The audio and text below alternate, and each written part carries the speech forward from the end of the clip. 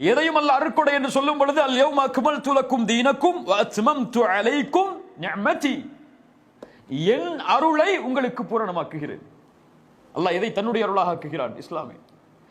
அவனுடைய அருளை அவன் நமக்கு கொடுத்ததற்கு பிறகு அதற்கு மேல் அல்லாஹ் நமக்கு கொடுக்கிற இந்த காசு, பணம், செல்வம், வசதியான வாழ்க்கை, இதுவெல்லாம் அன்பளிப்பு தான்.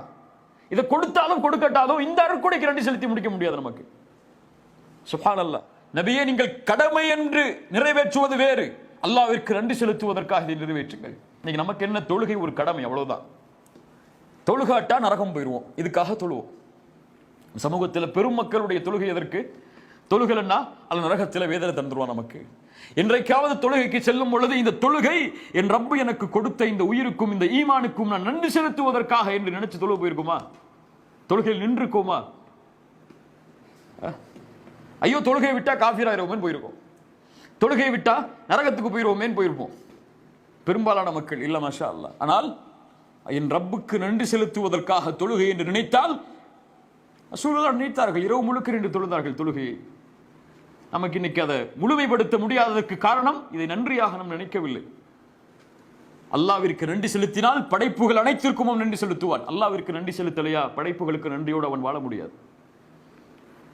கலீலும் மின் இபாதிய ஷக்கூர், குறைவான மக்கள் தான் அல்லாஹ்விற்கு நன்றி செலுத்தக்கூடியவர்கள். உமர் அவர்கள் ஒரு முறை ஒரு பாதையின் வழியாக நடந்து சென்று கொண்டிருந்த பொழுது ஒரு மனிதர் ஓதுகிறார், துஆ செய்கிறார் அல்லாஹ்விடத்தில், அல்லாஹும்ம ஜஅல்னி மின் இபாதியல் கலீல், யா அல்லாஹ் குறைவான அந்த அடியார்களோடு என்னை இணைத்துக்கொள், குறைவான அந்த அடியார்களோடு என்னை இணைத்துக்கொள் என்று துஆ செய்கிறார். உமர் அவர்கள் கேட்டார்கள், மின் ஐன அதைத பிஹாத துஆ, இந்த துஆவை எங்கிருந்து கொண்டு வந்தாய் நீ? குர்ஆன் ஹதீஸில் எங்கே இந்த துஆ? எப்படி நீ ஓதுகிறாய்?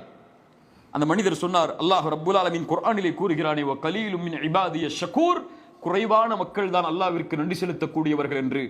அதைத்தான் நான் சொல்கிறேன், அந்த குறைவான மக்களோடு அல்லாஹ் என்னை ஆக்கு என்று. உமர் அவர்கள் இதை கேட்டவுடன் ஃபபக்கா சய்யிதுனா உமர், எங்களுடைய தலைவர் உமர் அவர்கள் அழுதார்கள்.